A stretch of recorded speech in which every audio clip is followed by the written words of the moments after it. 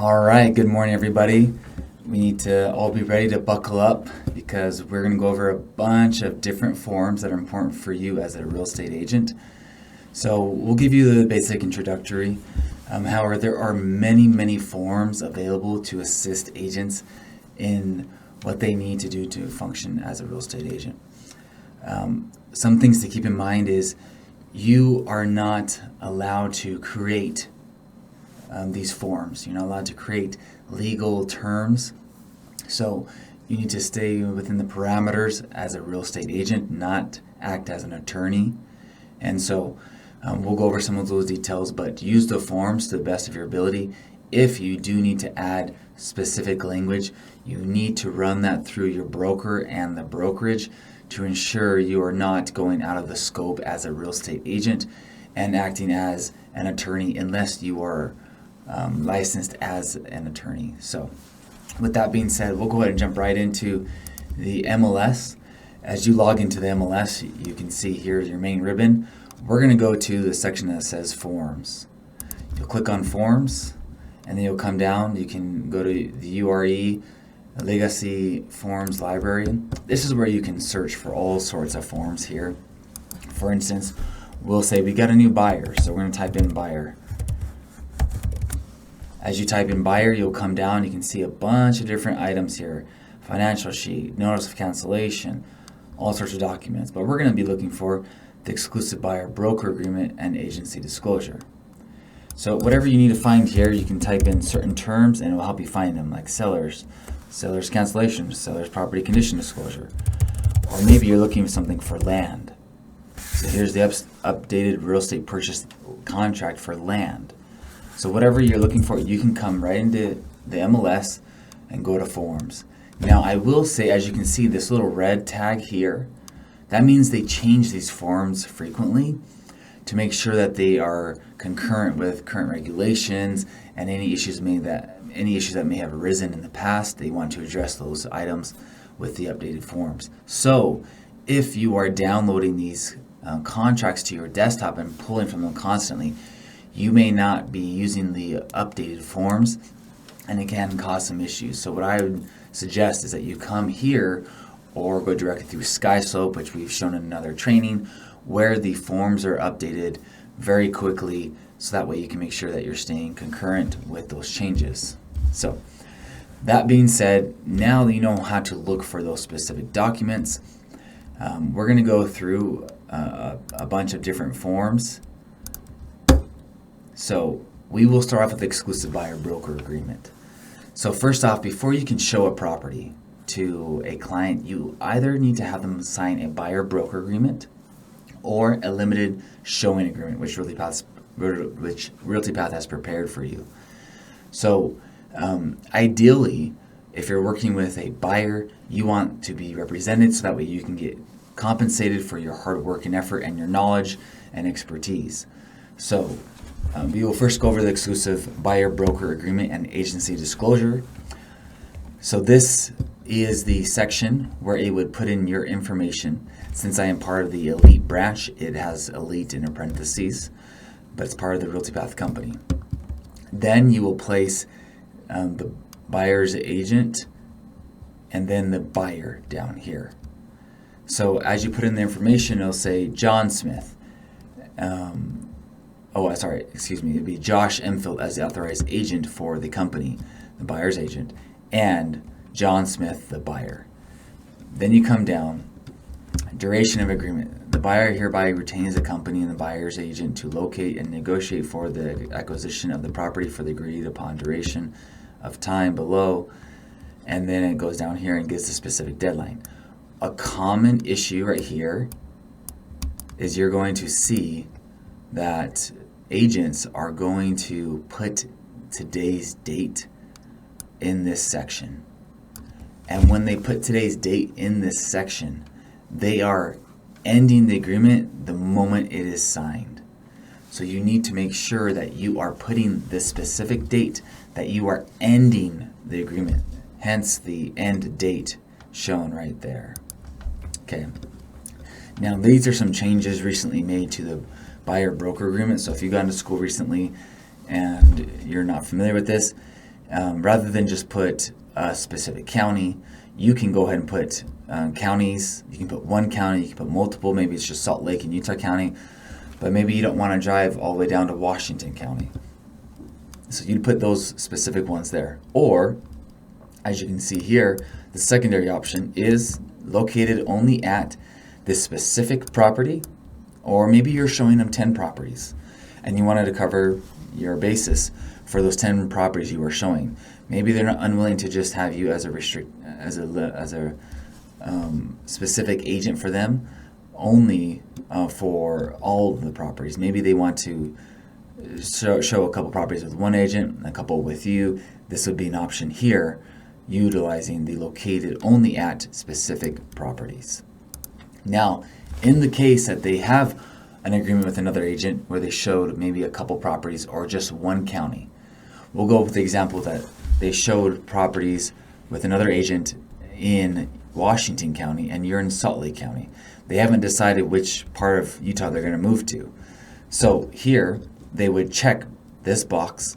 The buyer does have representation agreement with another brokerage for the following properties, and these properties are excluded from this exclusion buyer broker agreement. So in this case, you would specify the properties or the county or counties with which the other agent has a buyer broker agreement. So that way you are excluding those sections from this agreement. As we continue on, now we're going to go to the brokerage fee. So by industry standard, there is no set commission that you would be receiving. This is up to you as an agent to decide your value, how much time and effort you want to provide to your clients. And so in this section, you would go ahead and put in the fee amount. Now, we do have a $3.95 transaction fee for our agents to cover a lot of the admin costs and paperwork and utilization of SkySlope in our compliance department. And so instead of having a secondary commission form, you can place right here in this section before the and the $sign, $3.95. That would cover your $3.95 fee if you want to have your buyers compensate for that fee. If you are looking for your commission, then you would see how it says and, then you would also place your commission right here. So now you're covering your brokerage fee and your commission. So in this percentage right here, you put whether you're charging 3, 3.5, 4, 2.52, doesn't matter, but that is the amount you will place there that you have agreed to for your services with your buyer. As we continue on down, we're not going to go into every single aspect of the forms. We're going to show you how to fill out the forms. So the next section that you'd be filling out is protection period. Within a few months after the termination or expiration of this exclusive buyer broker agreement, buyer or any person acting on the buyer's behalf enters into an agreement to purchase or exchange, obtain an option on, or lease any property as referenced in section 1 above, located for buyer by buyer's agent or the company, or on which the buyer's agent negotiates the buyer's behalf during the initial term. Buyer agrees to pay the company the brokerage referenced in section 2. Essentially, what this section is saying you already conversed with a potential buyer, and then the next day your agreement expires. The sellers can't go and then talk to that specific potential buyer now that you're out, except for within the months of protection. So if you put 0 months, then you have 0 protection. If you put 1 month, then you have 1 month after. I tend to put 2 to 3 months, depending on each situation. If you're more high-end luxury end, I would probably put more time, like a 6 month, and give you a little bit better of a buffer zone. But usually your coverage is going to be pretty decent with a 3 month for that protection period. So that way your efforts and your marketing and your fees, everything you're putting into obtaining a buyer is protected with this section. As we come on down, we're not going to talk about the limited agent, as we will go over that with another term, with another form here shortly, but we will go over the duties of the agent. And so you do have fiduciary responsibilities. And so by signing this exclusive buyer broker agreement, the buyer designates the buyer's agent and the principal branch broker for the company, the broker, as agents for the buyer to locate properties and referenced in section 1 above for buyer's consideration and review. The buyer authorizes the buyer's agent or the broker to appoint another agent in the company to also represent the buyer in the event that the buyer's agent or the broker will be unavailable to service the buyer. As agents for the buyer's agent and broker have fiduciary duties to the buyer that include loyalty, obedience, full disclosure, confidentiality, reasonable care, and other duties required by law. So remember, loyalty, you need to give your client loyalty, which means you are putting them first. Obedience, you're going to follow what they say. If they say don't list it yet, don't list it yet. Full disclosure, it means you need to give them all details of offers coming in, people are trying to negotiate, whatever those terms are, you need to disclose everything to the respective sellers. Confidentiality, you're holding all of the information private unless they are agreed to release that. Reasonable care means you are being competent and you're staying on top of things. You're actually fulfilling the contracts. You're filling out paperwork. You're actually putting the listing information correctly. You're not putting false information on the MLS, etc. Okay. Then coming down to professional advice, pretty much you are saying, I don't give you any advice other than what I am licensed to do, which is real estate advice. I can't give you plumbing advice unless I'm a licensed plumber. I can't give you electrical advice unless I'm a licensed electrician. Same thing as an attorney. So that's clarifying that. Now, dispute resolution. If you put shall, it means if there's any sort of dispute, the parties shall first be submitted to mediation. It means they will go to mediation first. If you put may, they have the option to go through mediation. Okay. Lastly, attachment. This is one that gets forgotten quite a bit. And our compliance department will check on this and say, make sure, did you get one of these filled in, if check marked. If they're not check marked, you're going to have to do an addendum later to have the clients check off on one of these with an addendum attaching that, explaining that it is are not or are. So if there's no addenda attached to this, if there's no other additional agreement, then you put are not. If there are other terms with which you've added to this, you'll put are. Now those terms do have to be approved by your broker and the brokerage.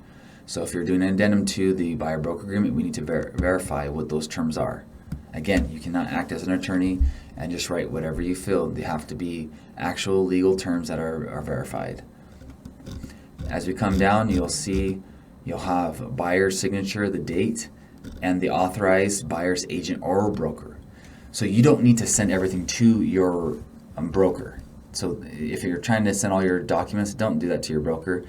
It's going to delay things, and you have the right to sign on this for the company. Only when you do have an addendum to the agreement do you need to run that through your broker. Okay, so that is the buyer-broker agreement, or what we call the BBA.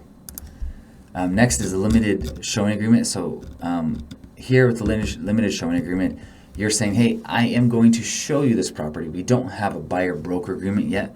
Maybe they're a little antsy, a little nervous. They want to test you out first.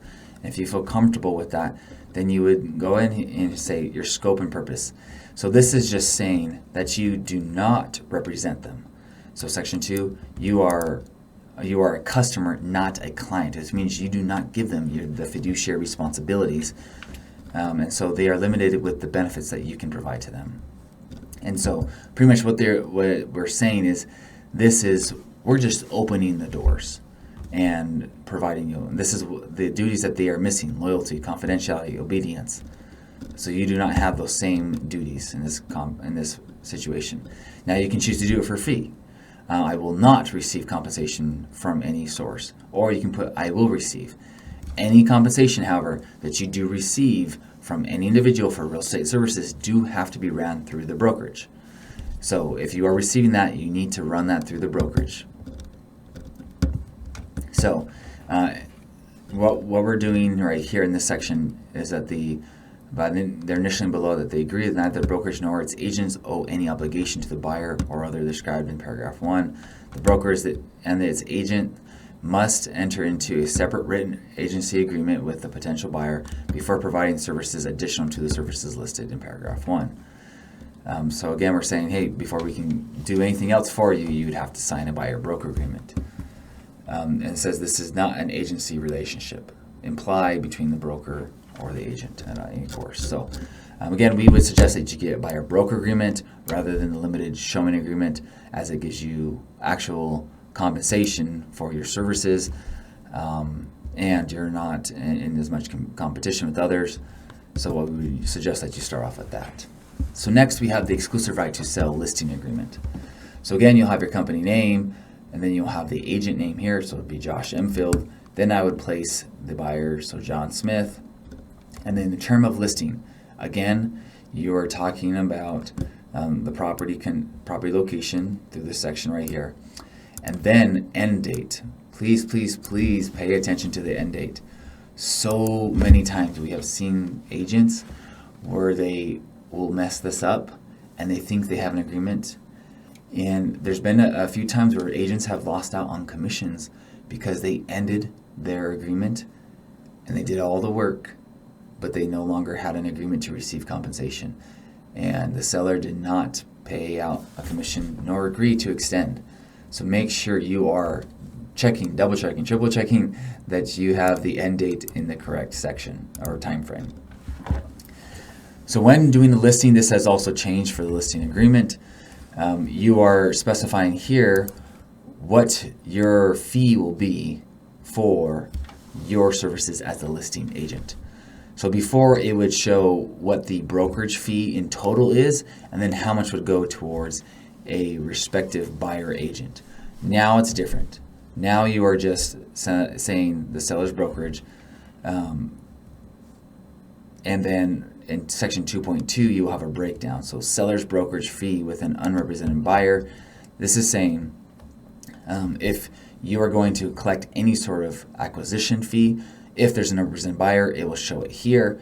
Here's your total of just the listing, and then your fee for getting an unrepresented buyer.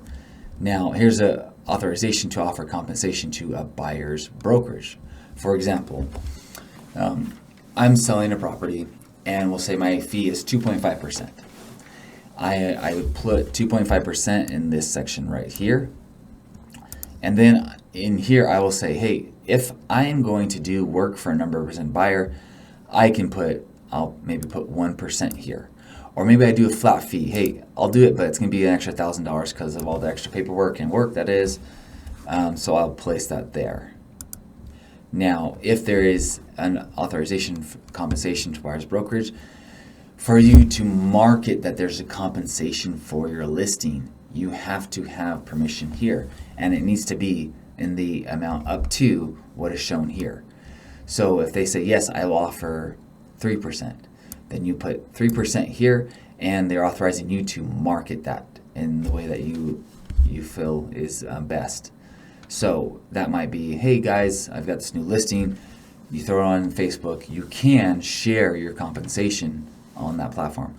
What you can't do anymore is have it posted on one single source like the MLS where everyone can go and automatically get a specific compensation, but you can share your compensation to promote the listing. So what if your clients say, no, I don't want you to market anything, we'll make everything negotiable? Well, then you put 0 in this section. And then everything, if someone asks, hey, what's the compensation? You say, depending on offer, it is negotiable. And so that's how you would represent that. Now, if it says 0 here, and they're not giving you permission to negotiate, you can't say, well, I think if you came in with this really good offer, we might be able to get you 2%. You can't do that. You just say it's negotiable depending on offers. So submit your best offer and we'll negotiate. Okay, so we're going down. Do not forget this section. You do need initials. And then coming down further, protection period, that's the same as we discussed in the buyer-broker agreement. This is saying how much longer after you have since you listed the property for your protection for any potential buyers that came through. We've already went over those details in the buyer-broker agreement. Same thing, dispute dispute resolution. Now, advertising and selling authorizations. This is actually quite important. Outside the scope of what is shown in this section, section 9, you are not authorized to do marketing pieces that are not in this scope.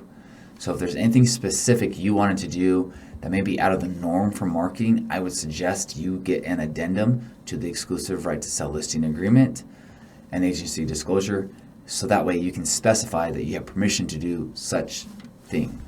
So here are some things you do have the right to do. Disclose to the MLS after closing the final terms of the sale and the property consistent with the requirements of the MLS.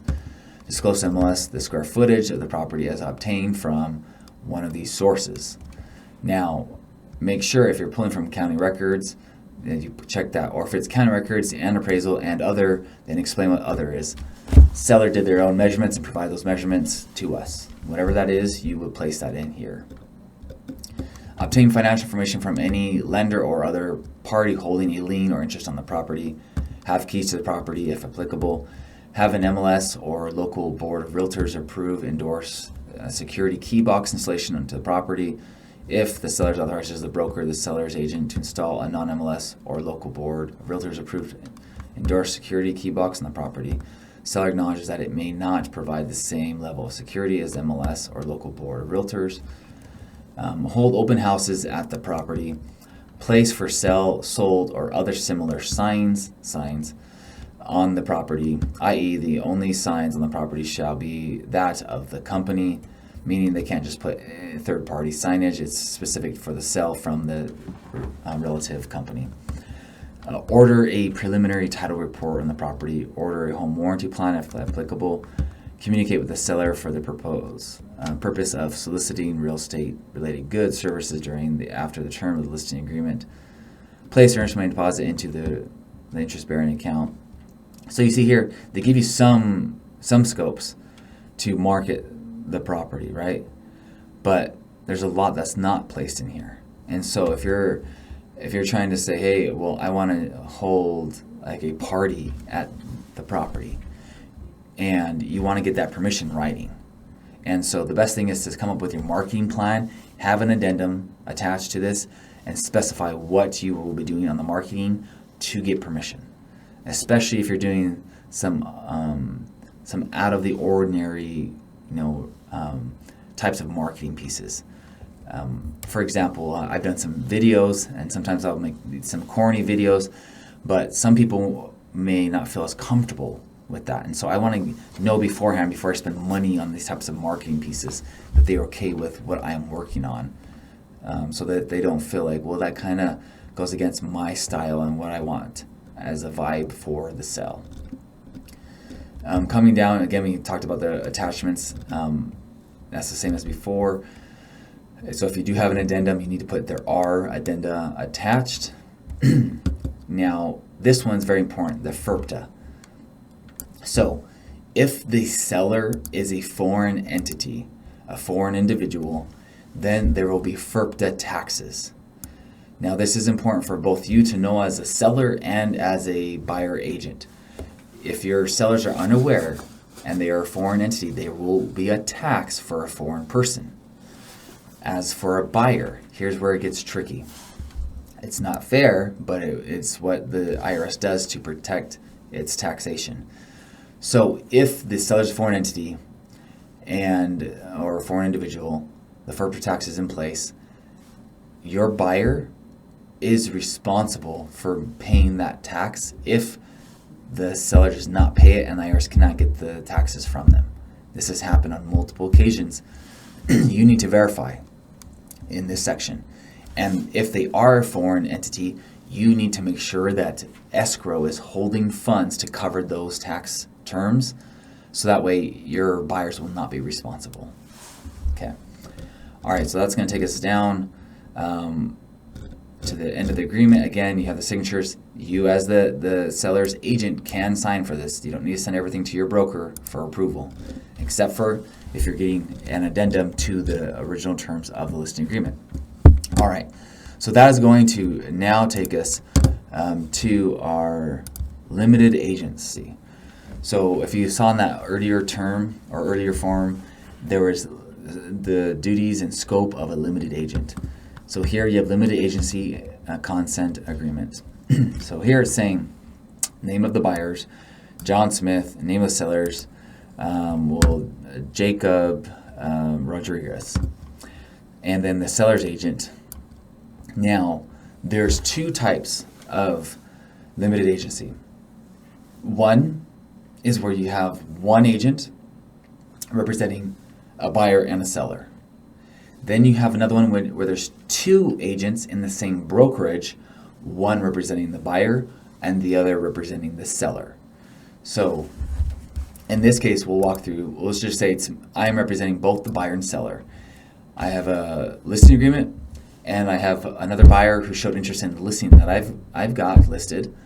And I tell them both, hey, I represent both parties, I will be a limited agent, and they both agree. Then I would put Joshua Enfield here, name of the buyers and sellers, respectively. And then I would put where the transaction is located. Now, this will be a limited agency agreement for the specific offering between those two parties. Now, it doesn't make me limited moving forward with any other offers that come to the table.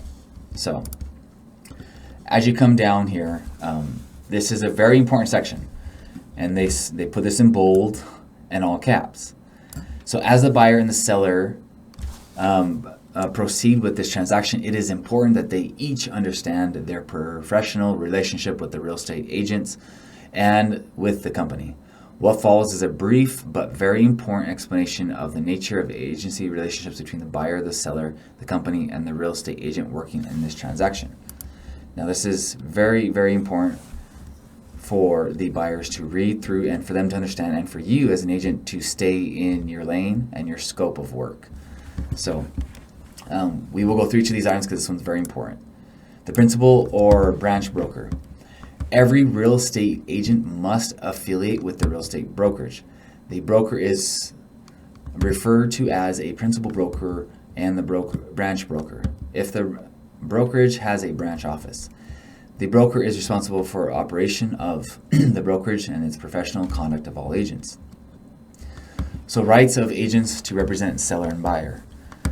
An agent may represent through the brokerage a seller who wants to sell property to a buyer who wants to buy their property. On occasion, the agent will represent both the seller and buyer in the same transaction.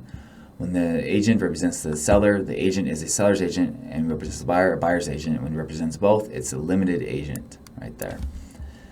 So, seller's agent is saying the scopes represent the seller. The buyer's agent represents the buyer with full scope of fiduciary duties. And then limited agent. A limited agent represents both the seller and buyer in the same transaction and works to assist in negotiating a mutually acceptable transaction. A limited agent has fiduciary duties to both the seller and the buyer. However, those duties are limited because of the agent cannot provide to both parties undivided loyalty, full confidentiality, and full disclosure of all information known to the agent.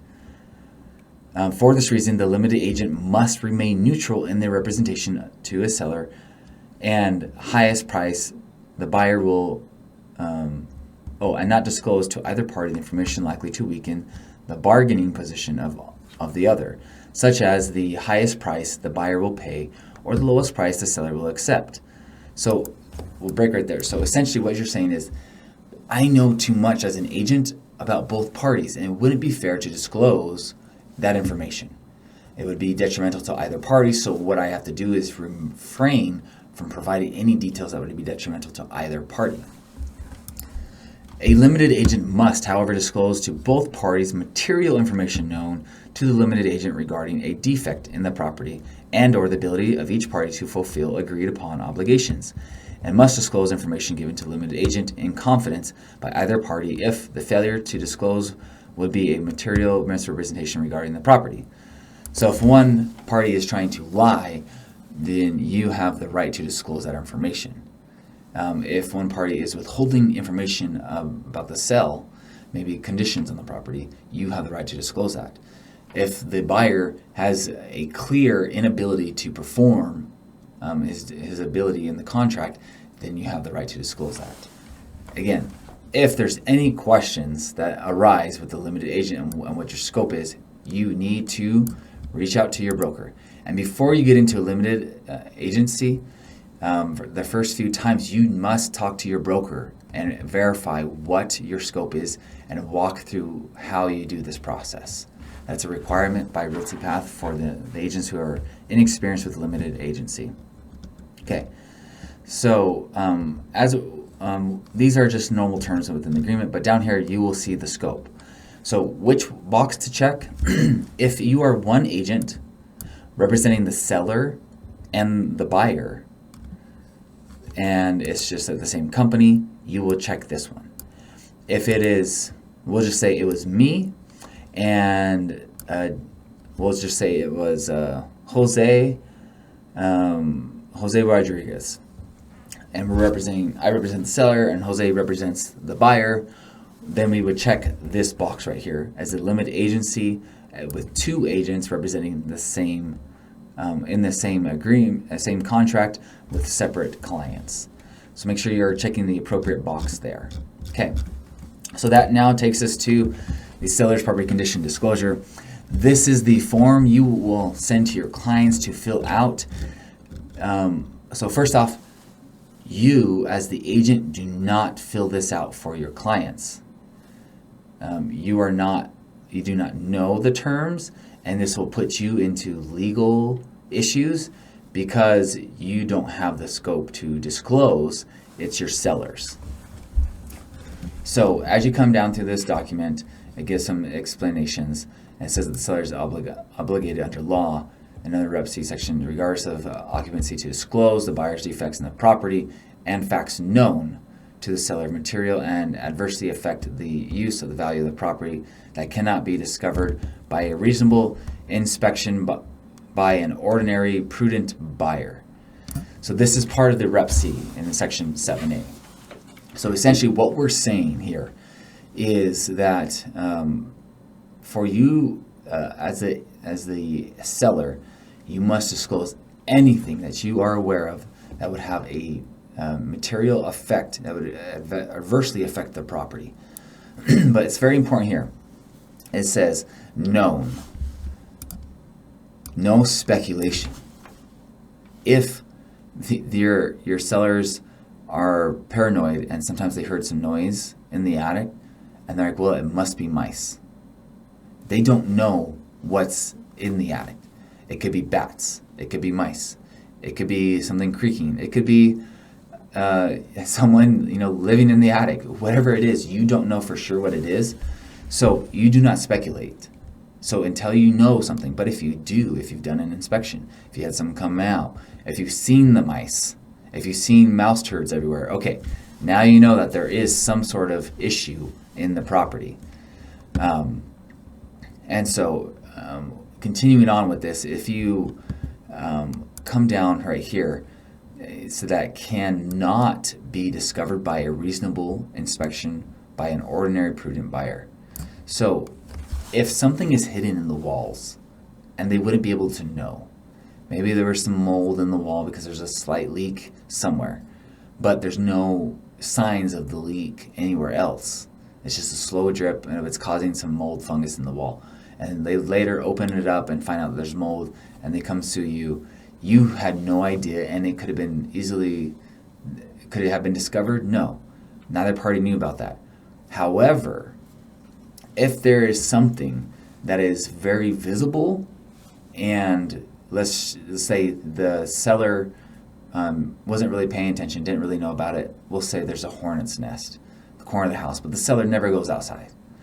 Well, the buyer buys the house and then complains that there's a hornet's nest, and then you go in and you say, hey, you didn't disclose that there's a pest, infestation of hornets. And they say, well, that would be something that you can reasonably inspect by an ordinary prudent buyer. So an inspection could have looked at that. Okay, so going into these details, there is a yes, no, or not applicable for the specific section here. So how long has the seller owned the property? They'll put years and months. If no, when did the seller last occupy the property? Talking about when they occupied the property in the time frame, or not applicable if they never occupied it. So you want to make sure that the sellers do fill out everything. They need to fill out all the details, and you need to tell them, hey, do not leave anything blank. Now, there's not a lot of room here to fill out information.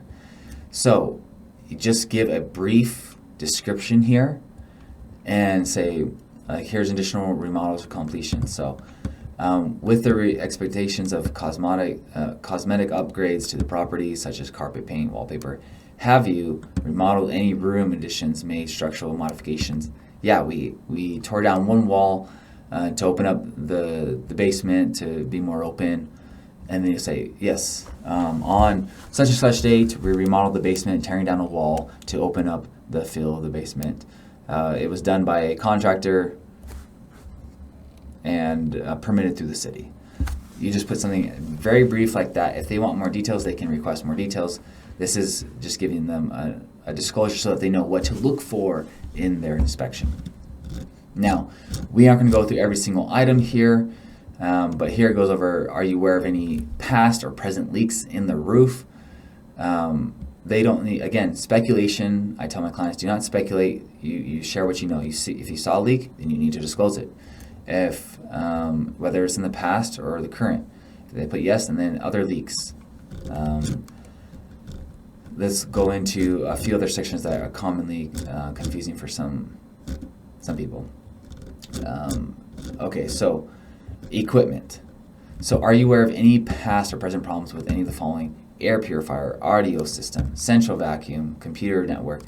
So if you have any of these equipment networks, sprinkler systems, anything like that, automation stuff, and there's issues with it, you need to disclose that here. This is one that gets under disclosed, and it can create for disputes. Same thing with appliances, and this will actually help protect the buyers if it says that there's no issues, and then you come back with an inspection that came clear, and then afterwards something died out. Their home warranty sometimes may have a little pushback, but if you have this and your inspection didn't show anything, then that protects you to get that benefit. Okay, so we're going to come down to, here's termites, dry rot, pest, etc.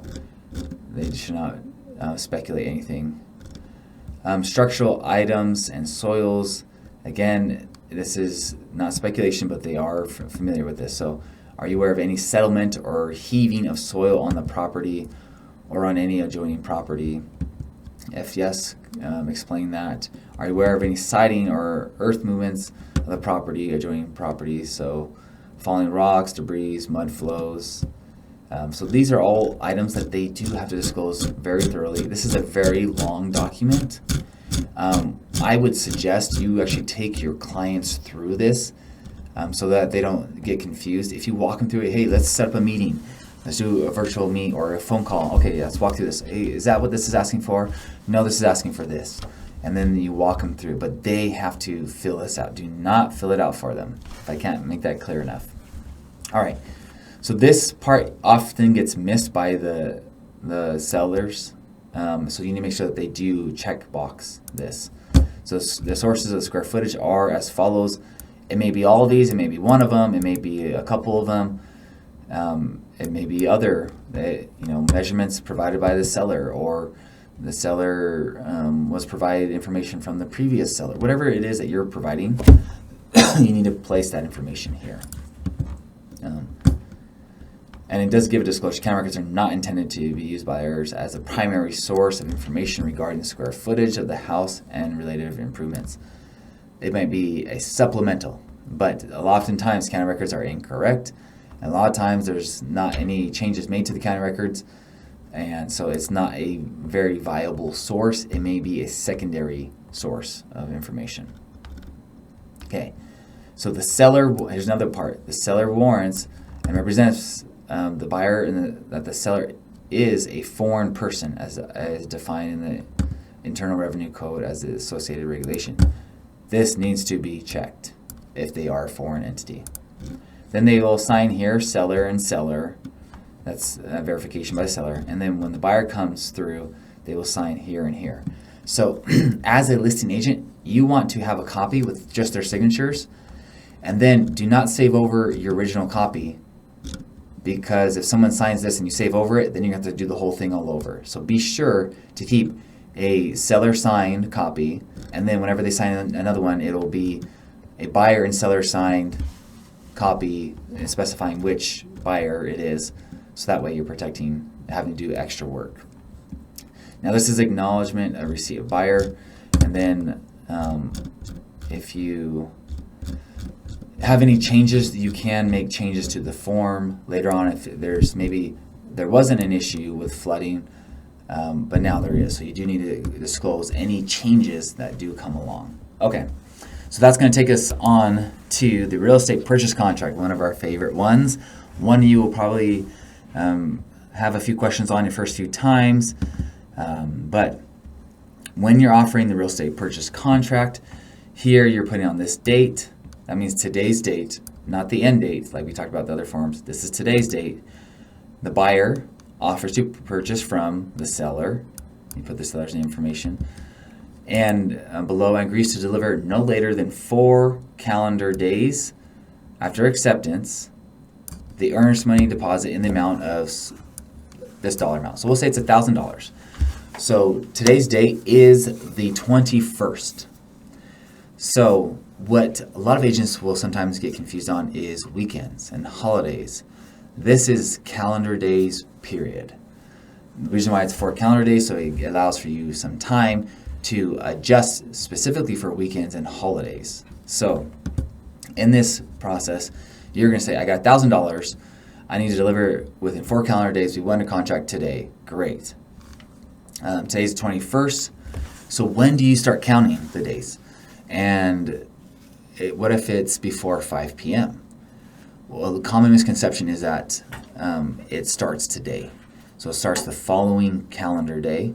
So you'd have the 22nd, the 23rd, 24th, and then the 25th. So you would need to have that delivered by the 25th.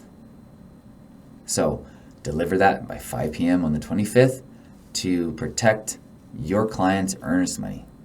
Make sure that they understand that they could lose this money if they do not deliver this money in a timely fashion. Now, this is provided that this will go to the real estate brokerage. However, if you want to hold it at an escrow title company, you can do that, but you need the escrow or earnest money deposit at escrow and title addendum, and that would then allow for you to do that. And both parties have to agree to that. All right, so you get $1,000 in the form of, here's another one to be careful on. If you put wire and they send a check, they're in breach. You need to be specifying here what the form will be. I would always suggest you put wire, comma, a check, comma, ACH, transfer. If you put those 3 things, you're covering your client for the options that are available. And you can't bring actual cash to deposit that. So that's 4 calendar days. Then the brokerage has 4 calendar days to deposit the earnest money into the account or the respective title company. Okay. All right, so now we're putting in the property. You put in the address here, zip code, tax ID number. You need to fill in all those details because maybe the records might be off with the county. Having the tax ID is a secondary verification of the property you're buying. Then that takes us down to items included.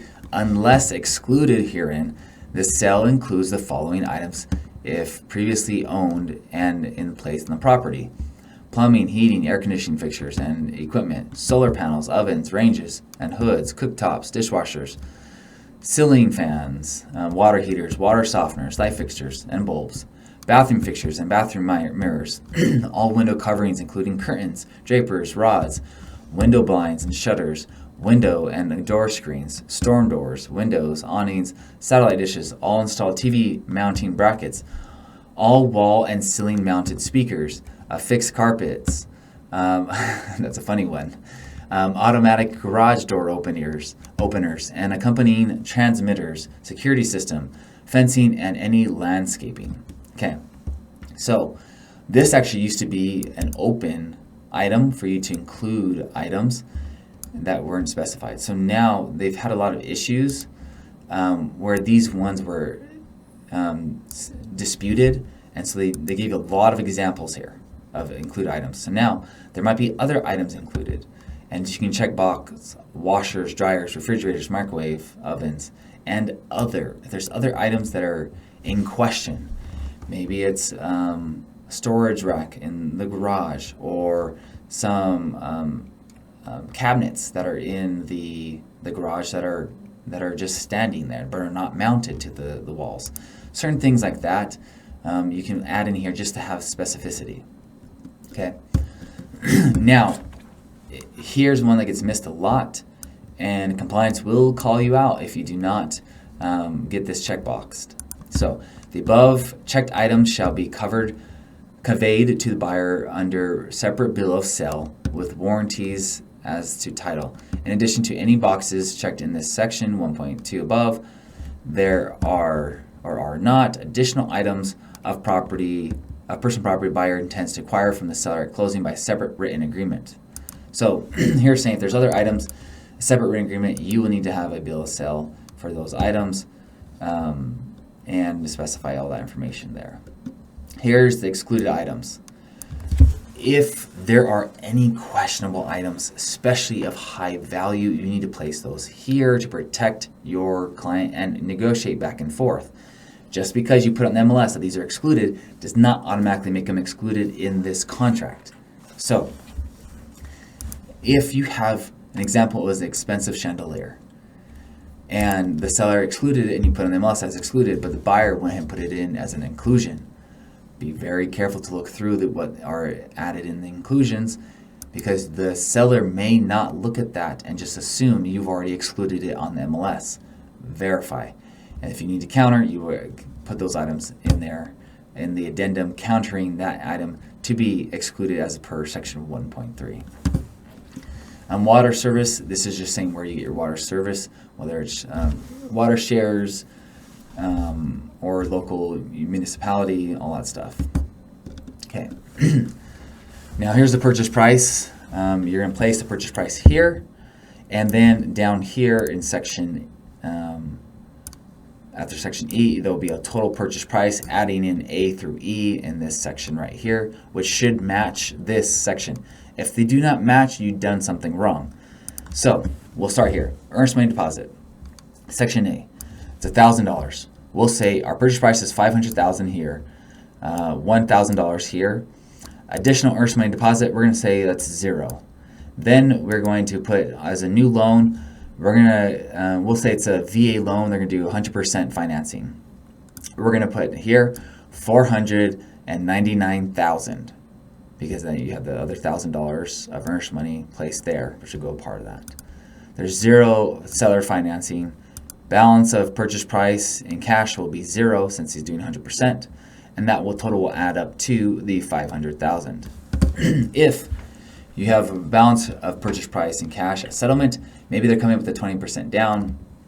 So 20% down of 500 would be, let's see if I can figure this out very quickly, 100,000. Okay, so he's coming with 100,000, but he's got $1,000 right here. So 99,000 here, $1,000 here. New loan is for the remaining 400,000, and that would add up to that total there. Make sure 2.1 and this last section right here are matching the numbers. It has happened where there's mismatching numbers, and now you're in a dispute because they say, well, it says that here, but here is the other purchase price that we agreed to. Don't fall into that situation. Sale of buyer's property. If this is contingent upon the sale of another buyer's property, you need to mark that as a contingency here.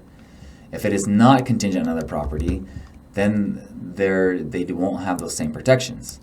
There's reasons to check both of these, but if they absolutely need to sell their home to be able to purchase it, then put is to protect them so they don't lose out and create potential legal disputes.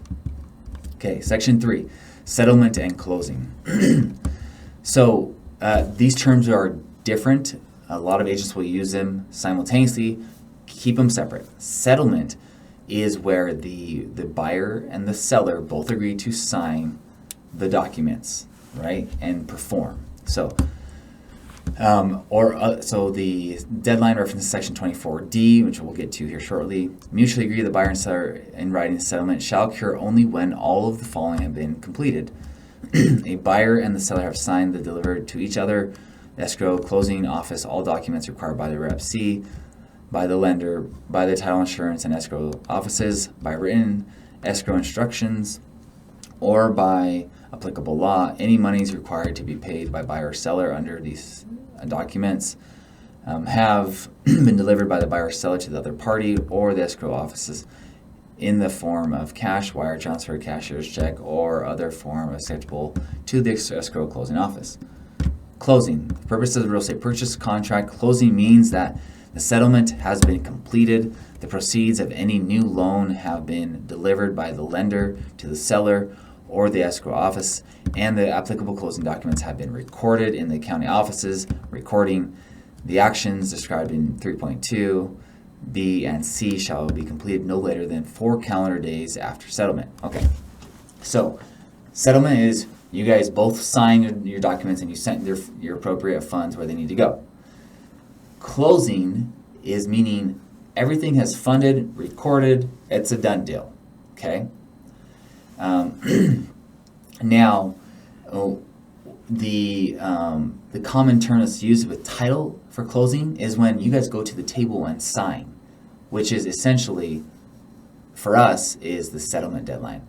So you can get a little confused because the jargon used by different industries may not mean exactly the same thing. So make sure that you're using the appropriate terms and helping your clients understand what that means. Okay, so that takes us to possession.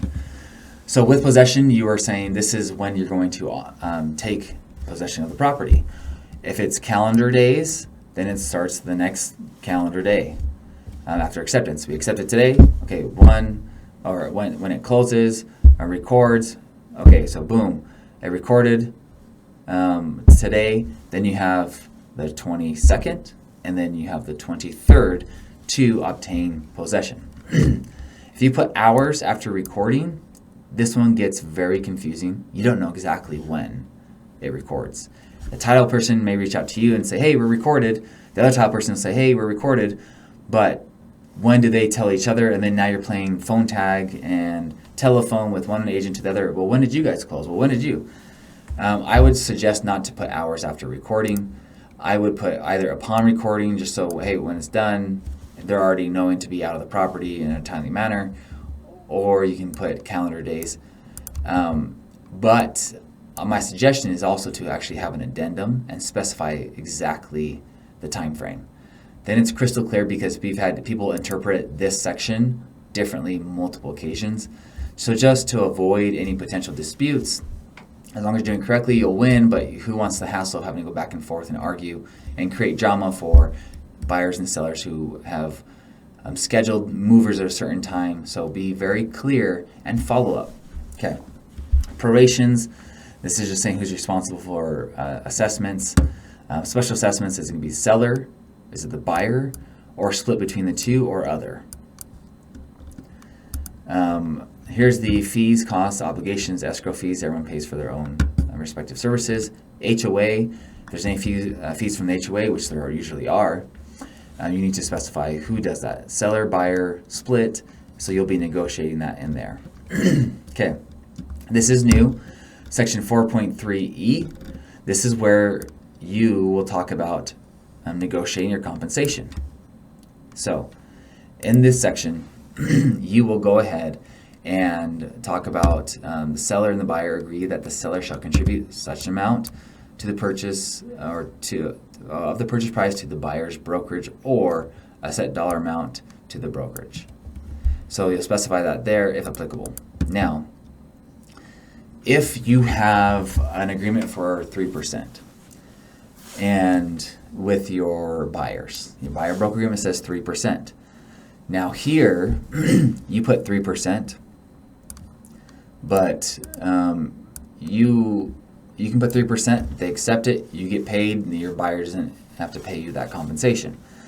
However, if you talk to the listing agent prior and they say, hey, we're only offering 2%, then you go back to your client and you say, hey, here's what I have negotiated. They will cover 2%, which would mean that you're responsible for 1%. Now, it's up to you if you would like to not charge that 1%, but the buyer is responsible to pay that 1% of that difference between what you negotiated and what they are required to pay you is part of the buyer-broker agreement. Okay. Now, there can go back and forth. You can put 3% here, and they come back and say, well, offer 1.5, and then in the counter, you, again, put 3%. There's different ways of doing that, but that's where you would place that. So confirmation of agency disclosure, this is just specifying who represents who. So make sure that you have your name and your license number and the brokerage number. If you don't have that, then you are technically not representing them in this transaction. So be very careful to place that in here. As we scroll down, so title and title insurance, this is specifying that the seller represents the seller has fee title to the property and will convey marketable title to the property buyer at closing by general warranty deed. Saying, hey, we're going to give you guys a clear title for the purchase of this property. Okay. Long-term lease rental periods, you need to provide the lease information to the respective buyer. And for anything that's more than 30 consecutive days after the property. Okay, short-term rental, same thing. Anything that goes on past the closing, you need to provide that information to them. So title insurance at settlement. Let me go back actually. There may be some fees associated with this. You don't just keep the money. Anything after the sell and then on needs to be provided back to the buyer. So they don't just get to keep all the future rents. It needs to be provided to them. Title insurance at settlement. Seller agrees to pay for and cause to be issued in favor of buyer through the title insurance company. Issue the commitment, also known as the PR. This is going to be a brief overview. The ALTA statement gives warranties for the property that it does have the clear title. All right, Section 7. This one's very important. This is what you have to provide to the other side by the seller's disclosure deadline. It is not just the seller property condition disclosure of the property. It is all of these items right here. So, a written seller property condition disclosure, which we went over, that very long form. Lead-based paint disclosure, an acknowledgement of the property. So if the house is built before 1978, it may contain lead-based paint. Maybe it's painted over a bunch of times, but it still may contain it, and there's some concern that it could be eaten and therefore cause some health hazards. A commitment for title insurance as referenced in section 6.1, also referred to as the PR or preliminary report. They are the same thing, just different industry jargon. A copy of the restrictive covenants, CC&Rs. A copy of the most recent minutes, budgets, and financial statements for the homeowner association. Sometimes it takes a minute to get these from them, so you need to start acquiring this data early on so you're not in a rush. And do not accept a settlement or a seller disclosure deadline that only gives you like 24 or 48 hours. You need more time to acquire these documents. Unless you've been doing your due diligence early on and you have everything in order, you may need to negotiate that deadline. A copy of any long-term tenant lease or rental agreements affecting the property not expiring prior to the closing. So if it expires the day before and then you close, you don't need to provide those documents. It's anything moving forward past the settlement deadline where you transfer the property over.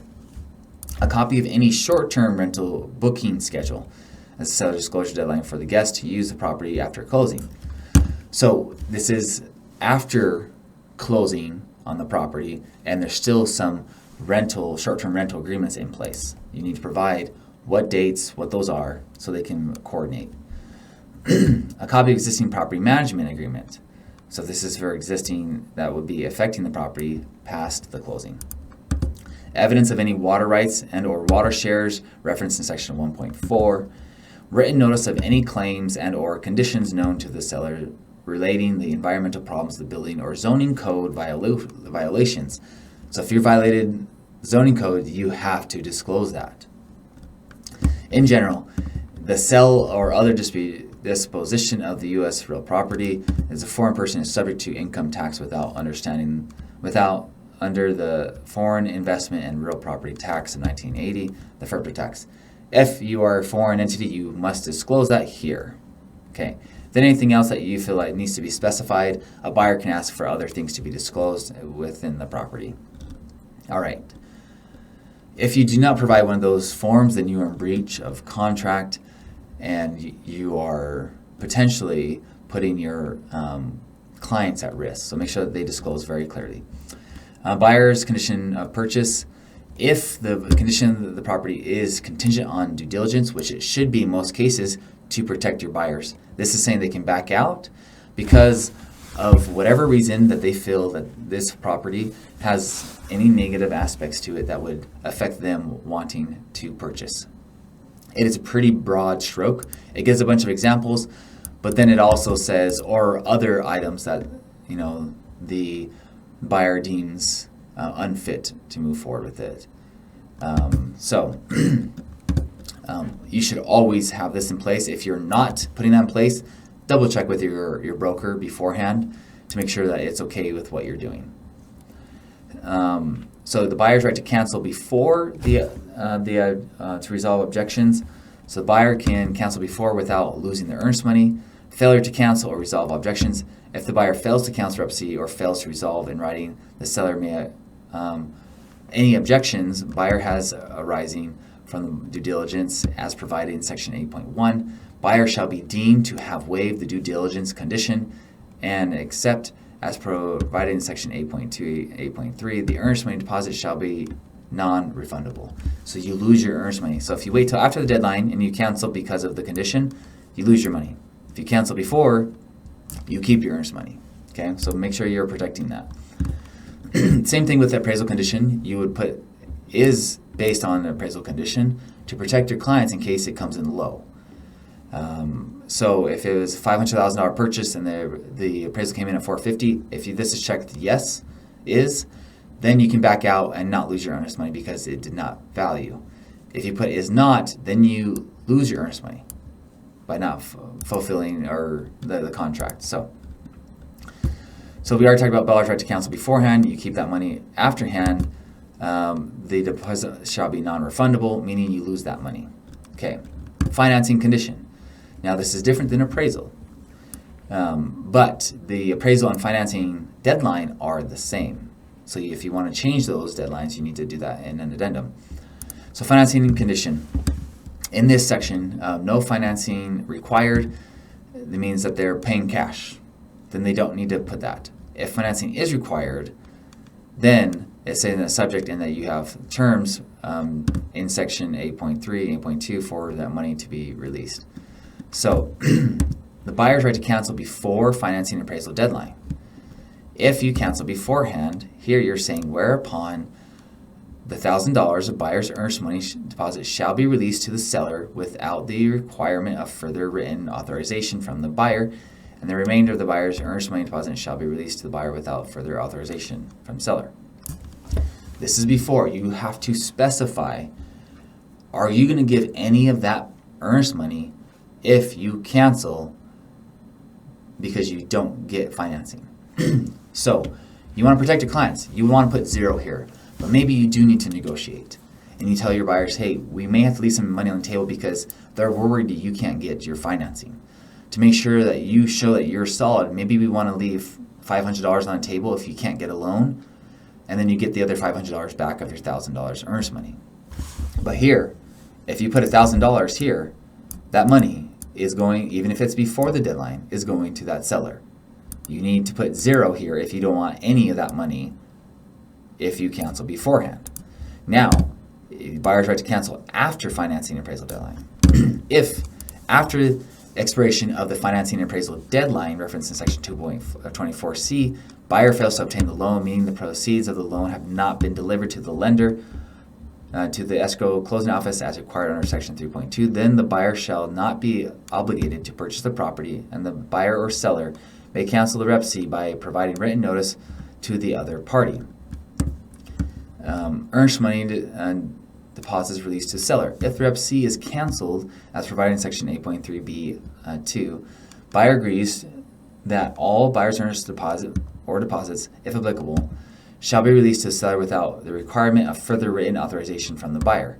Seller agrees to accept and seller's exclusive remedy the earnest money deposits or deposits, if applicable, as liquidated damages. Buyer and seller agree that liquidated damages would be difficult and impracticable to calculate, and the earnest money deposit or deposits, if applicable, is a fair and reasonable estimate of seller's damage in the event the buyer fails to obtain the loan.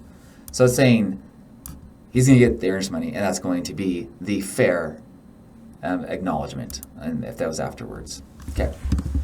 If you need to add additional earnest money over a certain period of time, maybe you're saying, hey, we'll do this amount now, and then for due diligence, and then we'll add another $4,000 for the financing, and maybe a little bit more with something else. Whatever it might be along the process, you can add more earnest money. I generally do not do this, as it does create some sense of confusion. It should just be negotiated up front, but there are some circumstances where this would be necessary. Now, if there are any addenda attached to this offer, it needs to be specified here. So you will click R, and then you will specify the addendum number. So if it's addenda 1 through 3, you can put 1 through 3, 1-3. And you can specify here too, seller financing addendum, FHA addendum, and maybe they're part in those numbers. I would still number them here and checkbox those, so it's showing that these ones are included in that. And there may be another addendum attached here, but I like to just use this one as it clearly states the numbers in order. Okay. Home warranty plans. If you are getting a home warranty plan for your clients, which in most cases sellers are willing to provide, it gives that extra assurance and safety for items like your furnace, your fridge, your stove, microwave, all those items that can be an additional cost. You can get a 1-year home warranty plan, and it say it will or will not be included in the transaction. If it is, then you will place, it will be ordered by whom and selected by whom, and the cost will be this amount. It won't exceed that, and will be paid by whom. So in most cases, you'll say it will be ordered by the buyer, selected by buyer, for the amount of, we'll say, $750, and shall be paid for at settlement by the seller. It can be the buyer. You can switch these up. You can have the seller select it. I would never advise for you to have a seller select a home warranty plan. It's easier for you guys to say, hey, this is who I feel comfortable with, and then who is going to pay for it. Okay, condition of the property, buyer acknowledgement. This is both the buyer and the seller. This is what, if you remember, it referenced in the seller property condition disclosures. We talked about how there were items that needed to be visible, if the person couldn't really see what was behind the walls, it's not feasible that they knew what was going on. If they did know, they have to disclose it. However, if there's something that's visible, and the hornets or any other pest, and they could have easily figured that out by getting a simple inspection, like maybe the electrical outlet wasn't working in one section, but the buyer or the seller didn't use that outlet ever, so he wasn't aware. Those are things that are to be discussed here. So it's saying this is property is an as-is condition without expressed or implied warranties of any kind. Buyer shall have, during the due diligence, as referenced in Section 8.1, opportunity to completely inspect and evaluate the conditions of the property. And if, based on the buyer's due diligence, the buyer elects to proceed with the purchase of the property, buyer is relying wholly on the buyer's own judgment and that of any contractors or inspectors engaged by the buyer's review, evaluate and inspect the property. The provisions of Section 10.2 shall survive closing. This is just saying this is as-is property, essentially. It doesn't mean you can't negotiate, but it's just saying, hey, you're buying the property as it is. Condition of the property, seller acknowledgement. Seller acknowledges and agrees that in reference to physical condition of the property, seller agrees to disclose in writing the buyer defects of property known to the known to the seller that materially affect the value of the property that cannot be discovered by a reasonable inspection by an ordinary prudent buyer. So if there's something you're aware of and they can't just figure out for themselves, you have to disclose that. But if there's like a loose doorknob somewhere, that is not a material fact. I once had one of my sellers, we had some earnest, we had a security deposit placed on the property as she had a few days to move out. Then the buyers came back a few months later as we were trying to get that security deposit back, and they said, well, you didn't disclose that there was a missing doorknob on one of the cabinets. And we're like, where is that a material effect? And then they were asking for the hornet's nest. This is why I use the hornet's nest, for example. They said, well, there's a hornet's nest and you didn't disclose the hornet's nest. And we're like, that's not a material fact. And then they said, there's a light drip in one of the sinks. And again, that's a due diligence clause. So they're asking for all these little nitpicky items. They were trying to keep as much of the security deposit, which has nothing to do with this item. Your due diligence is your time to request repairs or to back out, but not in this section. So continue on. Carefully review, complete, and provide to buyer seller's property condition disclosures as stated in section 7A. C. Deliver the property buyer in substantially the same general condition as it was in the date of acceptance. General, same condition. As defined in section 23. Ordinary wear and tear expected. Deliver the property to the buyer in the broom clean condition. Doesn't have to be super deep cleaning, but it needs to be cleanly. And free of debris and personal belongings, removing all belongings. And repair seller or tenant moving related damages to the property. So if, as they're moving a couch out and they put a big hole in the wall, yes, they do need to repair that. Okay. Final pre-settlement walkthrough inspection, no earlier than 7 days, calendar days prior to settlement and upon a reasonable notice, and at a reasonable time, buyer may conduct a final pre-walkthrough inspection of the property, determined only if the property is as represented. Meaning you get to walk through before going to settlement to ensure that everything is in good standing condition. Now, so the failure to conduct a walkthrough or claim that an item is not as represented shall not constitute a waiver of the buyer the right to receive on the date of possession the items as represented.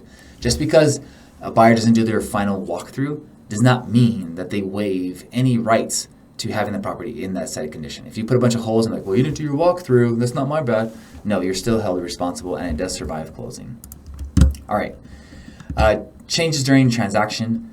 So I won't read through these, but basically, if there are major changes to the property, you can't do that without permission from the buyer.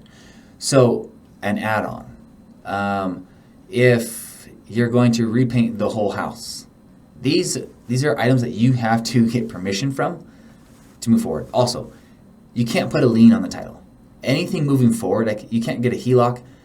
We've seen some funny stories of people just pulling out equity and then saying, well, it's, it is what it is. No, you don't get to do that. You can't add any additional liens or any changes to that, or changes to the lease agreements or property management. Your contracts all remain the same no matter what. If you need to get a new tenant in, if you have a long closing period and you need a new tenant, you have to get permission from the sellers to get a new tenant into that property. Okay. And that takes us down to authority of signers, just saying both parties are authorized to sign a complete contract. So the REPSI together with its addenda, that's plural. The addendum is one, addenda is multiple.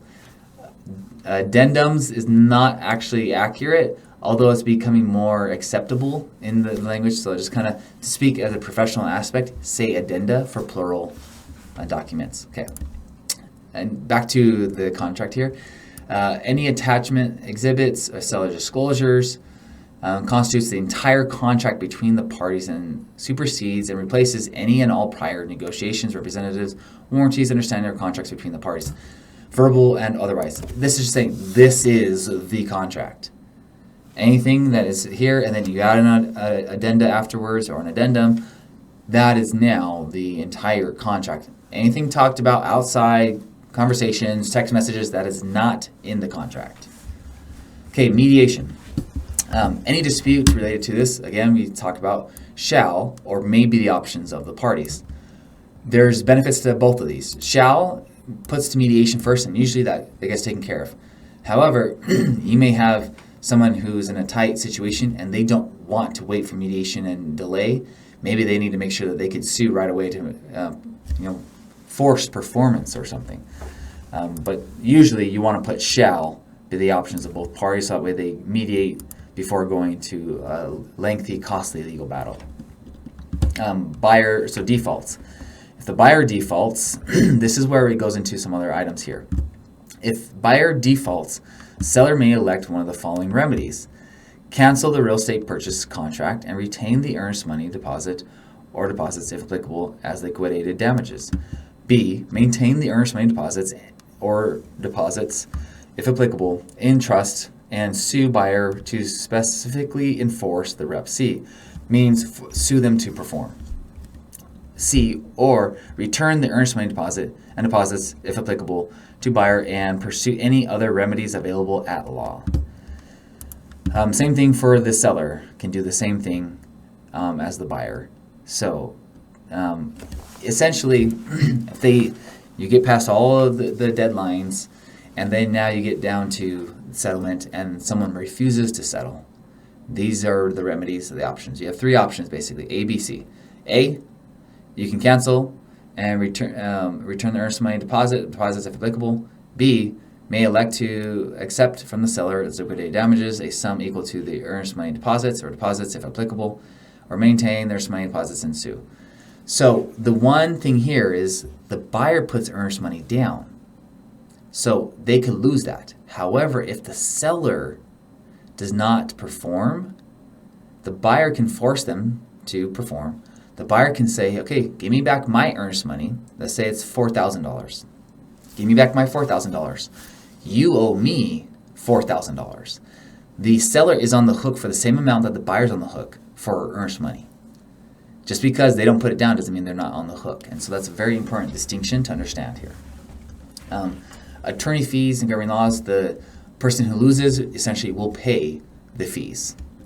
Notices, except provided in Section 23, all notices required under the Rep C must be in writing and signed by the buyer or seller giving notice. So, is giving a phone call going to suffice? Okay, no, it won't. And received by the buyer or the seller or the representative, a respective agent, or by the brokerage firm representing the seller, no later than the applicable date referenced in Rep C. So, if you provide notice and you send it and then you don't get any responses back and you send it to the brokerage, the agent can't say, well, I didn't see it in time. That doesn't matter. If you provided it to the representative or the brokerage, that counts as notice. But it needs to be in writing and signed by the buyers. Okay, no assignment. You cannot transfer these contracts. There's no assignment unless you create an additional term in the addendum specifying that you can transfer that. All right, so that takes us to insurance and risk of loss. So insurance coverage: as of closing, buyer shall be responsible to obtain casualty and liability insurance coverage of the property. So it needs to remain insured until it transfers. Now, there's loss. This actually does happen. It happened to me once. If the property has a flood, a huge water leak, what happens then? Or some other type of disaster. If it is greater than 10%, then either the seller or buyer may elect to cancel the Rep C by giving written notice to the other party, in which instance the earnest money deposit or deposits, if applicable, shall be returned to the buyer. So this is saying, hey, if there's an act of God and water breaks through the roof and just totally collapses, that's a huge cost, more than a large portion of the property. So they're saying, hey, in this case, it's not going to be feasible probably for the seller to repair that. So, and it's going to be major changes and major disruption. So both parties can cancel and go their own separate ways. Okay. Now, if it's less than 10%, then the seller is responsible to repair those items. So again, act of God, the risk of such loss or damage shall be borne on the seller, provided, however, that is the cost of repairing such loss or damage would exceed 10% of the purchase price of the property. So if you run into the situation, it can be a long delay. However, you can still move forward with the transaction, and the buyer coming in can actually coordinate with the representative for the insurance company of the seller. It happened to me the night before. Literally, I went in the night before just to do a quick look around, make sure it's all clean, and then I saw that the faucet was leaking a ton. They had already moved out a couple weeks earlier. Faucet was leaking. It was dripping from the main level down to the basement. Major damage. And so they had to get the insurance involved. And so we reached out to the sellers. Hey, guys, we have a risk of loss here. How would you guys like to proceed? The insurance is going to cover it. And luckily they're like, oh, this is great. Now we can get new floors that we want, and we can get the walls painted the color we want. So for them, it was a great deal. But they could have said, well, no, we want to check, see what that cost is going to be if you want to back out. That is something that can happen. So time is of the essence. Everything in these documents are, so date shall be absolutely be required by 5 p.m. Mountain Time. So you give a date, the days are calendar days, and then the date or the time is 5 p.m. So this happens frequently. Due diligence, I sent it at 9 p.m. the same day, does not count. Or if you send in like the cancellation, you're a 501 and you cancel for due diligence, you're losing earnest money. Be sure you don't put your client's earnest money at risk. This actually happened to me once when I was first an agent. I thought it was, I still got time. I thought it was just at the end of the day, but it's actually 5 p.m. Everything, think 5 p.m. no matter what, unless otherwise specified in an addendum. Okay. Acceptance is when, we'll skip electronic transmission. That's just saying, hey, you guys have electronic email counts as transmission and providing. Acceptance. Acceptance occurs only, I'm going to specify this, when all of the following have occurred. So seller and buyer have signed the offer and counteroffer where noted to indicate acceptance. And the seller or buyer or their agent has communicated to the other party, agent, that the offer or counteroffer has been signed as required. So that's when acceptance happens. All parties have signed, and then this other party gives notice too. So buyer signs, seller signs. It's not just then. Now I got to send over to the other party. They receive it. Now that is acceptance. Okay. Now here's the very important deadlines. You should be writing this somewhere, setting alerts on your phone or your calendar. These are essential dates. Do not get caught, freaking out last minute trying to send in cancellations. You should be prepared the day before or even a couple days beforehand how to handle the situation if things are not addressed yet. Seller's disclosure. This is in Section 7, all of the items that you will be providing.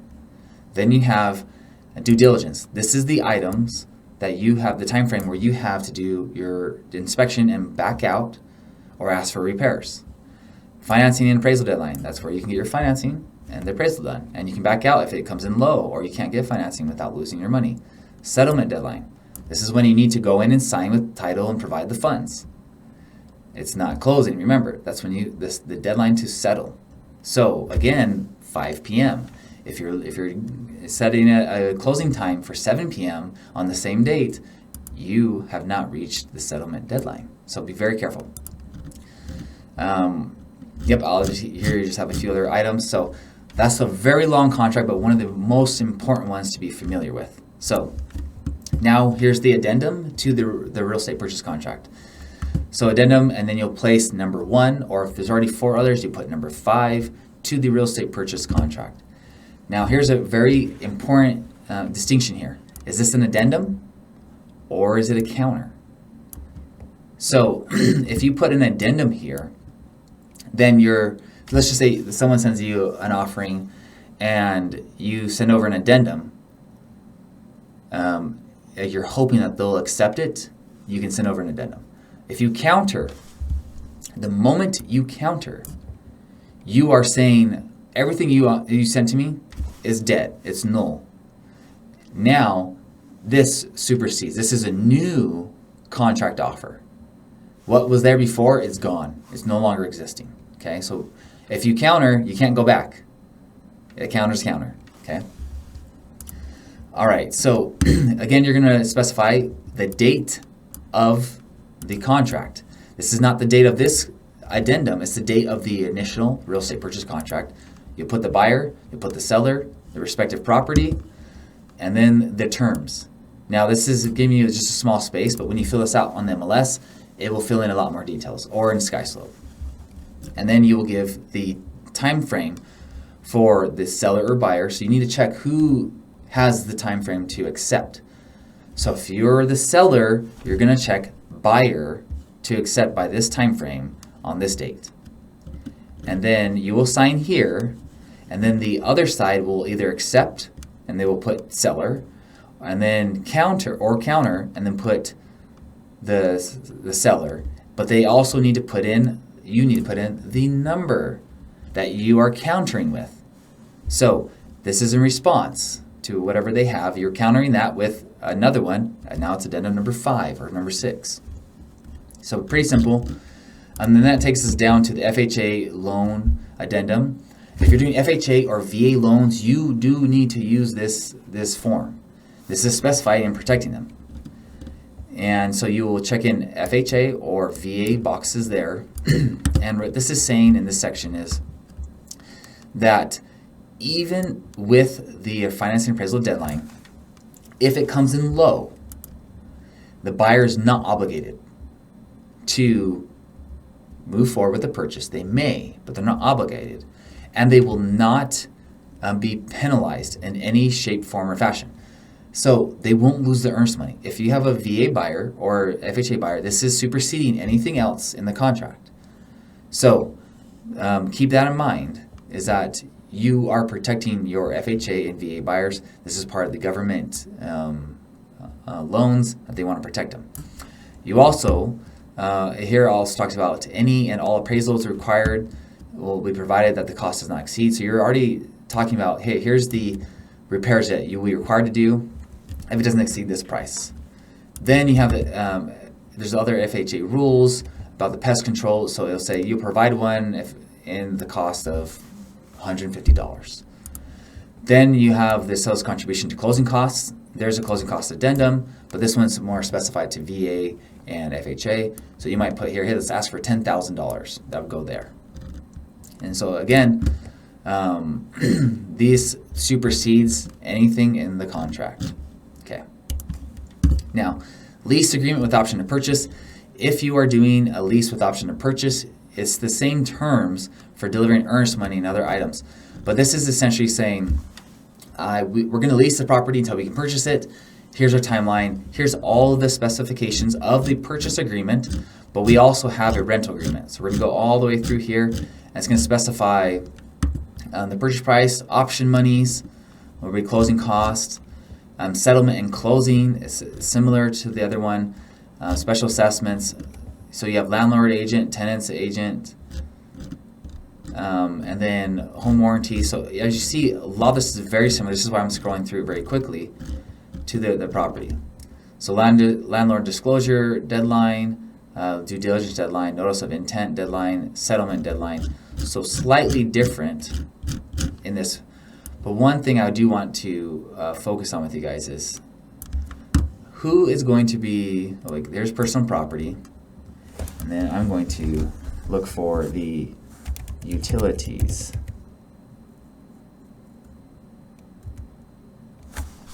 All right, utilities and other services. Landlord shall be responsible for utilities and other services provided to the property prior to the occupancy date. Tenant shall beginning on the occupancy date and continuing through the entire lease term, be responsible for the following. You need to specify which items the buyer is responsible for and the landlord. Otherwise, the landlord or future seller will lose out on having to pay for those specific fees. Okay.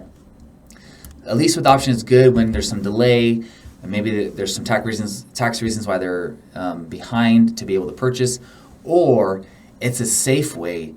It's an alternative to doing a seller financing. And so with a lease with option, there is no due on sale clause, which a lot of loans do have. And that's another class, another term, but keep that in mind. All right, seller financing addendum. Here, if you're filling out a lease with option or seller financing addendum, you need to be trained through your broker on how to fill this out. This is a no questions.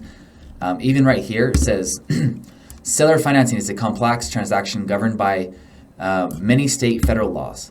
Real estate brokers are not qualified nor licensed to ensure that the terms of the seller financing addendum comply with these laws. Buyer and seller are strongly advised to carefully consult with a legal professional. So this is just saying, hey, you as an agent can give minimal direction here. And you should advise them, say, hey, I can give you some direction, but I'm not an attorney. There's a lot of affecting pieces in this contract that can affect you. I've done quite a few of these. I've talked with attorneys. We've walked through different scenarios and situations. You should advise them to get legal guidance. You can give them the basic overview, but say, hey, if you want to move forward with this, we should get an attorney involved here. So I'll give you the breakdown. Credit terms, here's the principal amount. Here's the interest rate you're getting. Here's the payment amount approximately per month or other. Remaining principal amount balance due in so many years. And the first payment due on which date. And then additional payments, balloon periods as terms as follows. You're talking about balloons, you're talking about other, percentages and rates and everything else. And late payment options, taxes and assessment, who's going to be responsible for paying those? Is it done directly through a title company or escrow company? Payments, you're talking about that. And then, so you have additional terms can be added. A lot of times, be very careful, a lot of times agents will throw in a bunch of additional terms. Be very careful. And those terms should be reviewed with an attorney and with you present so you can help advise your clients appropriately. So if you are going to be doing one of these, the person that I've used who understands the ins and outs of seller financing is Heather Jackson at Secure Title. She's been my go-to with these. We've had some very interesting scenarios. However, you still need to walk through with your broker, and then you need to advise your clients to seek legal, professional advice. Okay? All right.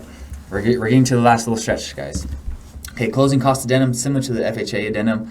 This specifies exactly what the closing costs will be. So you'll say, hey, it's going to be $14,000.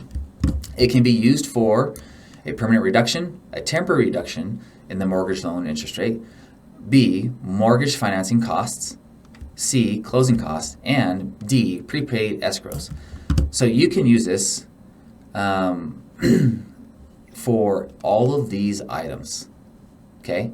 Any unused portion of the seller contribution at the buyer's option be used to reduce the purchase price. A lot of times agents have been told, oh, we can't use all those funds because we reached our cap for the allowable closing costs. That is false. There's reasons, there's things you can do, and it even says right here, you can reduce the price. You can use any money on the table that's been offered, that's been negotiated. If anyone's telling you otherwise, you should seek a different loan officer to be working with because they're not doing their research properly. All right, now some simple terms for initiating with a buyer. You do need to, with RealtyPath, you do need to go and have your buyers fill out this form. It says you are advised to get an inspection. Please, please, please encourage your buyers to get an inspection, and they do have to sign this. This is just saying, hey, I acknowledge that I was advised by this company to get an inspection, because we don't want them coming back and saying, well, you didn't tell me that there was this issue. It's like, that's why you get an inspection. It's not our job as a an agent to do the inspection for them. We're not licensed for that. We're licensed as an agent to guide them through that process. That takes us to the next document that you need to have all your sellers and buyers sign, the wire fraud alert disclosure. We're just telling them, hey, don't wire your funds without knowing for sure who it is. Never trust wire instructions sent via email. And you must always confirm wire instructions in person or via telephone call and a trusted verified phone number. So don't call the phone number that's in an email, call the number that you've been given and double check with your agent, or your client should double check with you with that. And always double check. This is the worst day ever for someone to lose their money. And then they can't buy their home, they can lose their life savings. And good luck with the FBI retaining those funds, getting them back. Most of the time it's so difficult to find it. The people are long gone, they're spent. Even if by the time they find the person, the money's already been spent, so they can put them in jail, but your money is going to be very hard to get back. So be very careful with that. Now, we talked earlier about the lead-based paint disclosure. Here's this form, and you do need to fill this form out prior to listing a property built before 1978 on the MLS. So this is just acknowledging the specific property, talks about some warnings about the lead-based paint, and then you will have right here seller's disclosure, acknowledgement, and certification. So presence of lead-based paint and or lead-based paint hazards, check only that apply. Known lead-based paint or lead-based paint hazards are present on the property. If they're aware, they check that one. Seller has no knowledge of lead-based paint or lead-based paint hazards on the property. So example of this is, if they bought the home and it was disclosed to them that there was lead, they need to check this one. If the last disclosure showed nothing and they haven't done an inspection for lead, they would check this. Or if they haven't done one and they don't know, then they check that. If the previous seller did not disclose it, but they did an inspection and did come back positive, they need to check that. Then they also need to check one of these. So records, reports available to the seller. So if there is records, seller has provided the purchaser with all available records and reports pertaining to lead-based paint and the hazards in the housing. Seller has no reports or records pertaining to lead-based paint and or lead-based paint hazards in the property. Lastly, seller has attached the EPA pamphlet protection, protect your family lead in your home to this document. The seller has reviewed the information above and certifies that the best in all the seller's knowledge that the information is true and accurate. For the sales transaction only, buyers have 10 days unless otherwise agreed to in the real estate purchase contract to conduct a risk assessment for the inspection. Okay, then the seller signs the seller's acknowledgement, so the agent has to sign here as well. You're acknowledging this information here. Then the buyer will then initial the direction that they want to go, and they will sign there as well.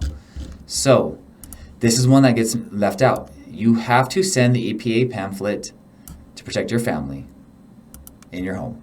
If you do not send that to the other side before the seller's disclosure deadline as part of this disclosure and acknowledgement regarding lead-based paint, then you are in breach of contract.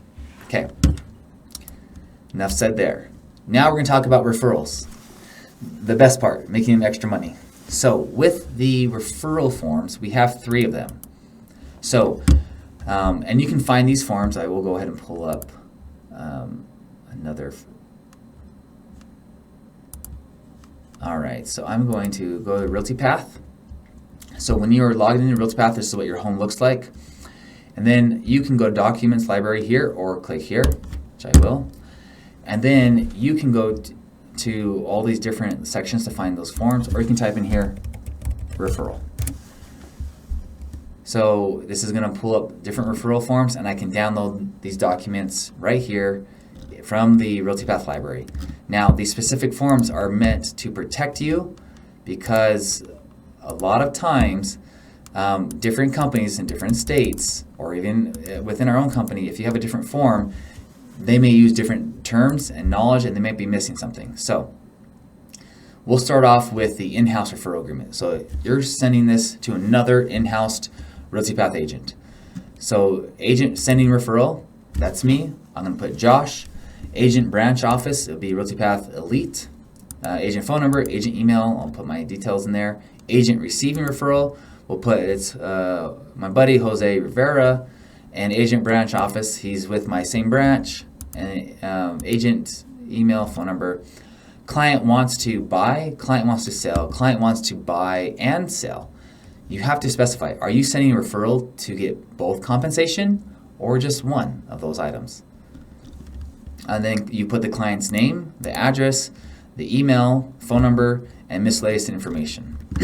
So Realty Path agent receiving referral agrees to pay Realty Path agent sending the referral a fee of a set dollar amount, a percentage of the commission received by Realty Path at the close of escrow. So, and then you have the signatures right here by the agent sending referral, agent receiving referral, and the agent receiving branch brokerage signature. Okay. Now we are going to go to incoming referral agreement. This is someone sending you a referral from, let's say, Florida. And when that agent sends it from Florida, and you're saying, okay, well, let's use my form because this will better protect you. So when you put all the information here, same thing, you have the agent receiving referral, the branch, the agent's phone number, email. Then you have agent company sending referral, agent's name sending referral, email, cell, address, accounting, phone number, tax, company tax ID number, brokerage license.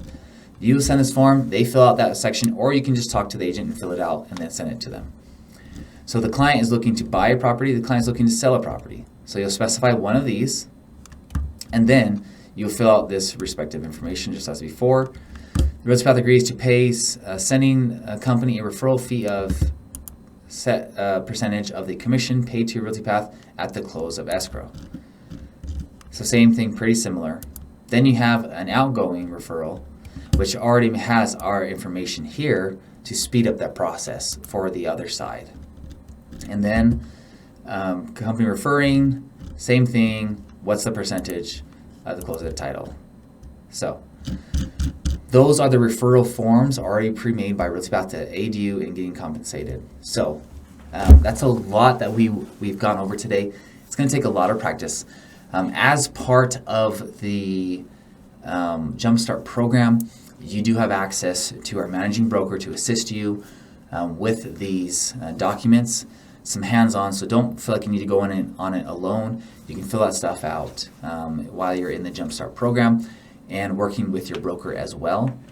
But while you're in that program, we are here to aid you, but this should give you a good starting point to then know what questions to then ask to our managing broker. So hopefully this was very helpful.